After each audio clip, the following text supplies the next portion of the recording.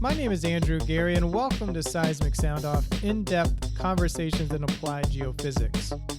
In this insider's look at reservoir characterization for the leading edge, I'm joined by Dr. Ali Tura, Professor of Geophysics and Director of the Reservoir Characterization Project at Colorado School of Mines. In this conversation, Ali and I discuss the historical importance of this topic, how the techniques and case studies benefit the industry, why multidisciplinary teams are essential in today's industry, advice for current and future geophysicists, plus a look at the papers that make up this special section. For links to this month's special section, visit seg.org/podcast. Now for our conversation. You know, I always enjoy reading the introductions to these special sections in the leading edge, especially ones that provide a historical context to the topic. Not being a geophysicist, I really appreciate that background. So for this topic in particular, why did you and your co-author think it was important to provide this historical context dating back to 1919? Andrew, as educators, we believe that it's important to know the history of the science. It sparks interest, gives people perspective, and actually helps concepts settle in. So we thought that an introduction is really an ideal opportunity for this kind of review.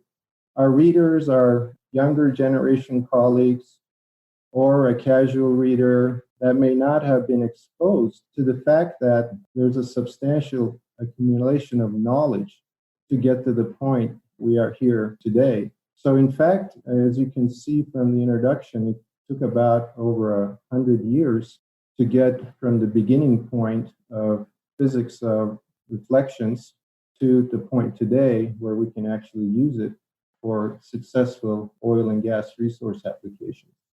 So we thought that would be a good way to introduce the special section.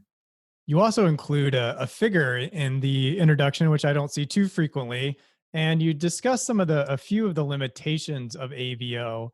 Why did you think it was necessary to include that section to introduce this month's special section? Yes, so our thinking was that every technology has strengths and actually limitations. Over time, as we accumulate knowledge, we understand these strengths and limitations, and as such, we invent new methods or modifications to make progress. In fact, my philosophy is that a positive result is as valuable as a negative result to disseminate and generate new insights and knowledge. So perhaps the best example for this is Edison. He failed many times along the way of inventing the light bulb, but eventually succeeded. And we learn from our failures as much as our successes. So let's turn to one of the ones I want to talk about here individually with Foster et al. They apply a new method to two problems or applications of interest for reservoir description. What are these applications for this method? Yeah, so at Foster et al., it includes basically first and second order equations, which is a deviation from the conventional AVO method, and a very much welcome deviation. The first order is being used for understanding low versus high hydrocarbon saturations, which has been a big issue with application of AVO methods, where we have had unsuccessful wells because we weren't able to understand the hydrocarbon saturation. So being able to do that is extremely important.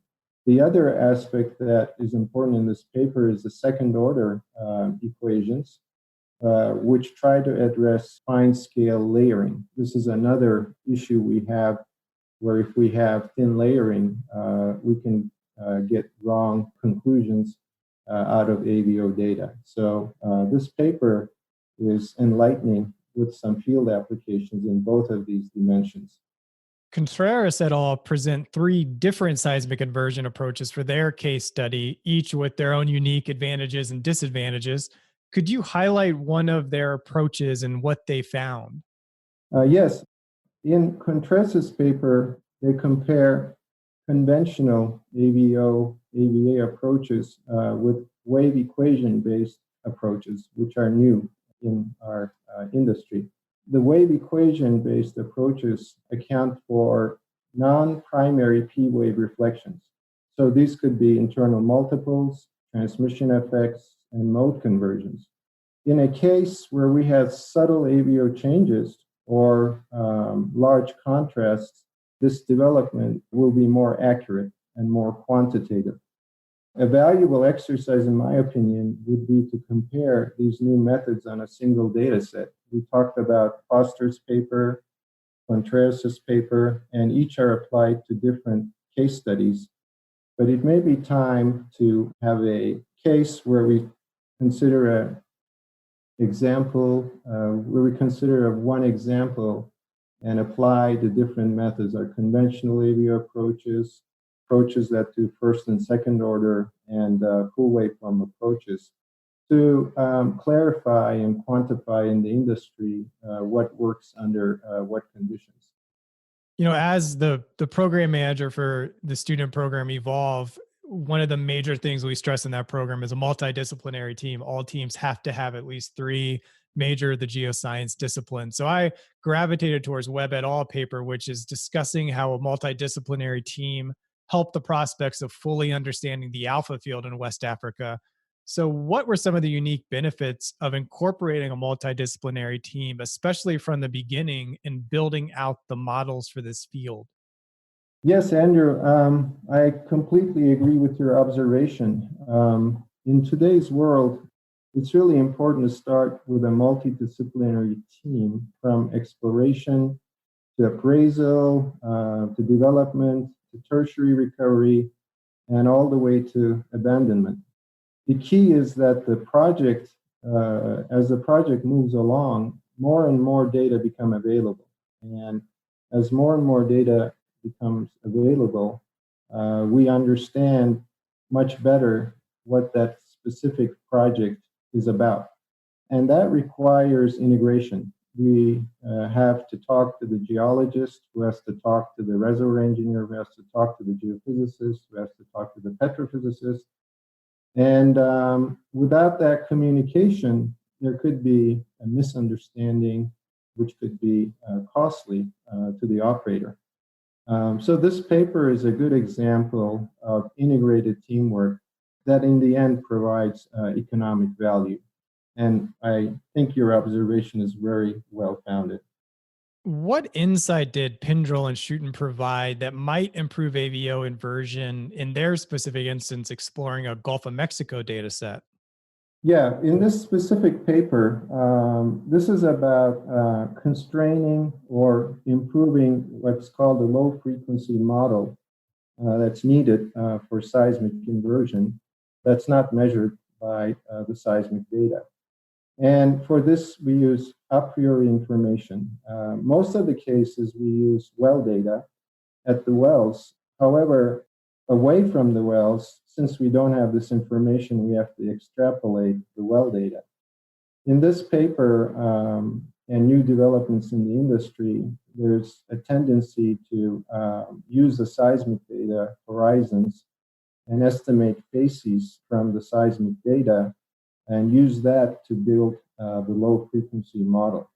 So my opinion is that indeed it should improve the low frequency model, in particular away from the wells than just simple interpolation of what's observed in the wells.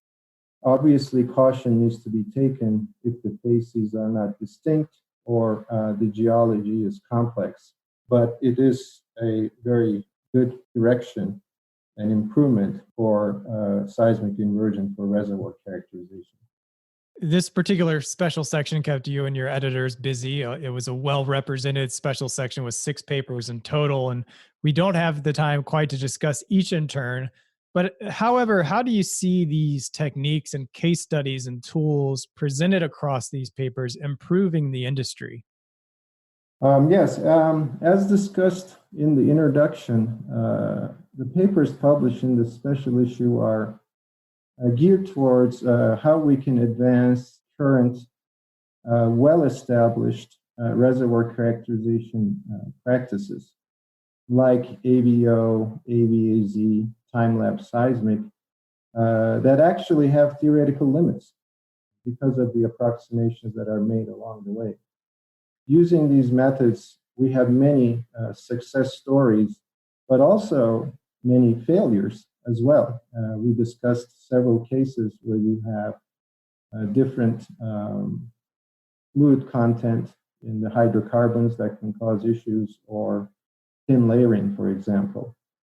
So there is an opportunity to do better, and this is what we were looking at in this special issue. How do these papers speak to the current economic situation the oil and gas industry finds itself?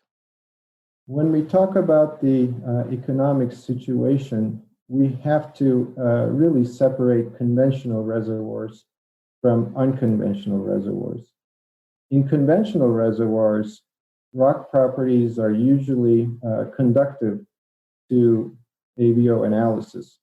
Our goal is to do better and reduce exploration and development risk, not drilling non-productive wells that actually can cost over $200 million offshore.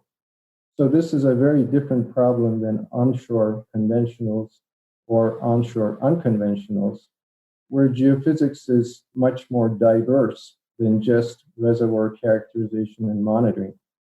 For example, the modern unconventional resources geophysicist has to know or understand microseismic. They have to understand fiber optics. They have to understand geomechanics. They have to understand how an engineer fractures a formation, and geochemistry like tracers. As you can see from this, we're talking about a much more diverse discipline and a much more diverse geophysicist. Our training of entry-level geophysicists at CSM actually is very, very diverse now. In the old days, it was mostly about conventional reservoirs, rock properties, AVO. Now we teach this diverse array of techniques and technologies for the geophysicist that has to address a very, in fact, different type of problem. What was one thing that surprised you from these papers in this special section? Andrew, I was very pleased to see colleagues in our industry pushing the boundaries and innovating in the AVO domain, in the AVAZ domain, or in 4D seismic. Also pointing out limitations they see that can advance our progress. So I was very pleased with the diversity of the papers we have in this issue. You know, you've mentioned you're a professor at the Colorado School of Mines, and you're training really the next generation of geoscientists. If you could offer one piece of advice for someone wanting to succeed in your field, what would it be? I think that we have a generation that is been in the industry for quite some time, and we have a generation that's just starting off. So there's a diverse range of always students that are learning even in their early careers or experts. My hope is that early career and students see the diversity in reservoir characterization, and experts demonstrate these advanced methods that we're working on. So it would be good for our colleagues that have been working in this area for substantial amounts of time and have substantial experience to try some of these new methods on their own data sets, so we can actually learn more and understand better what works, how it works, and how they advance from that point on.